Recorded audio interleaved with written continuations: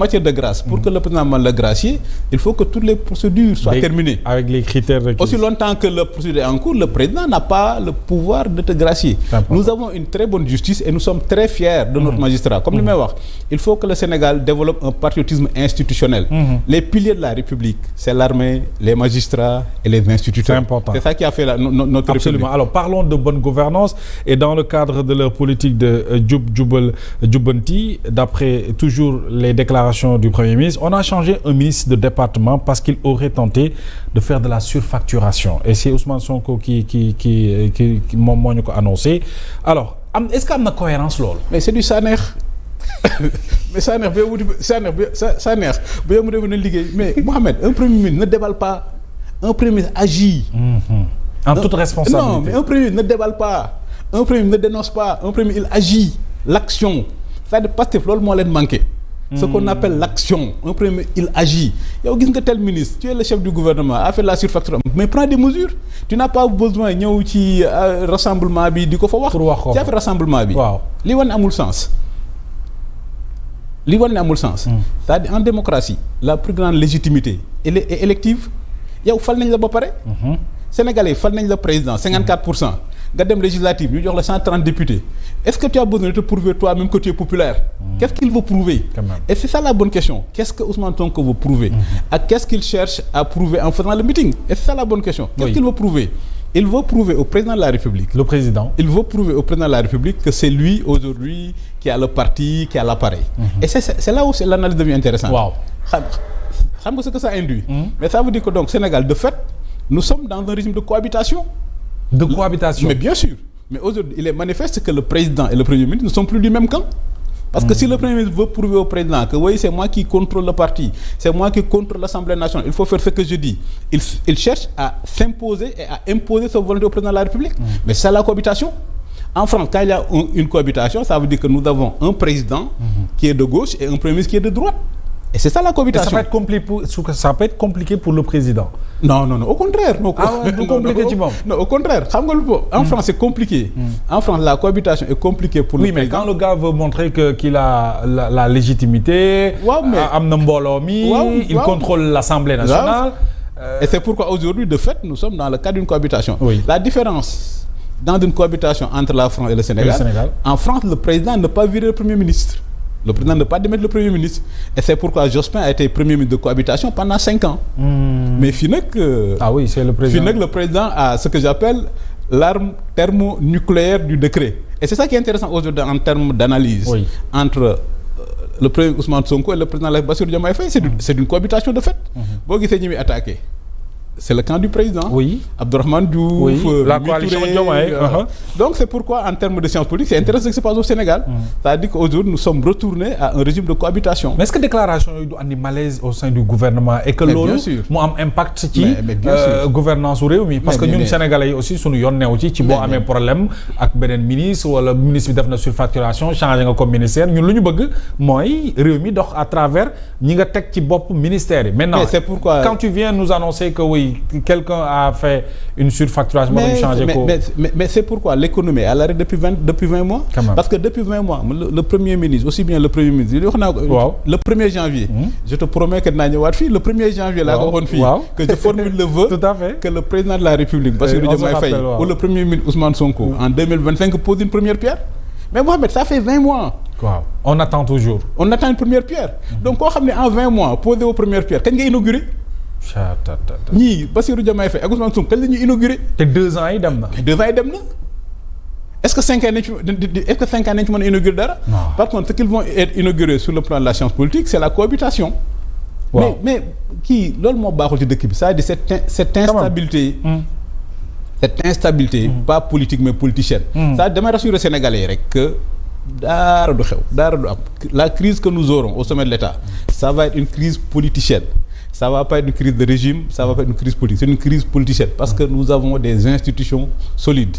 La différence entre la cohabitation entre la France et le Sénégal, c'est qu'en France, le président est obligé de supporter le Premier ministre jusqu'à la fin du mandat.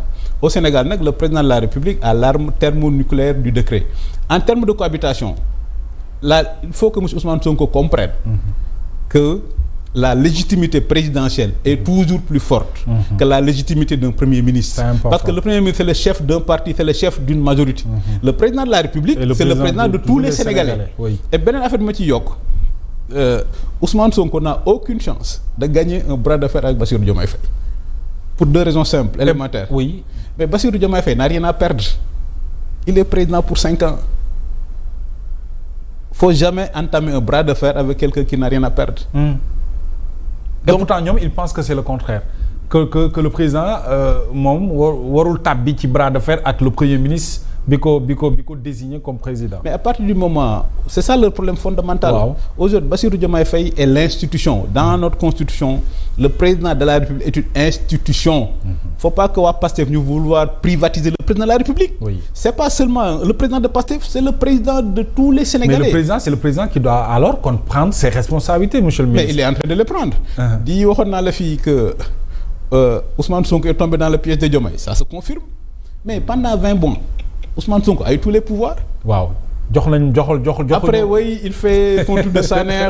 Oui j'ai pas les pouvoirs comme les gouverner. Waaw ñu jox la lépp. Waaw. Mais léegi lu mu war a wax. Ak li mu fi annoncé oui le 8 novembre il va y avoir un avant et après lan moo xew. waaw dara waa gisuma nothing dara xewul.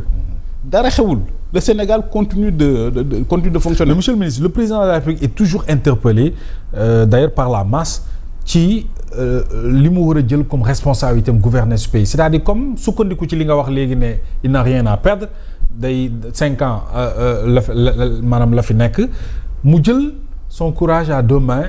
Diriger réew mi avec poigne. Mais il faut que Pastef aussi ñu waa Pastef comprendre que moomuñ état bi 2 moomuñ administration bi 3 moomuñ république bi. Oui.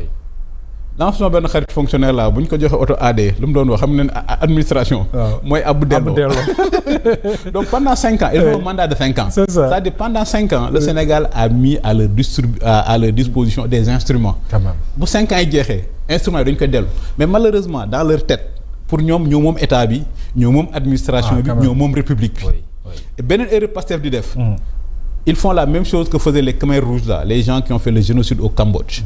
Pastef pense qu'il y a 2 peuples. Le peuple de Pastef et l'autre peuple. Il n'y a pas 2 peuples. Il n'y a qu'un peuple sénégalais.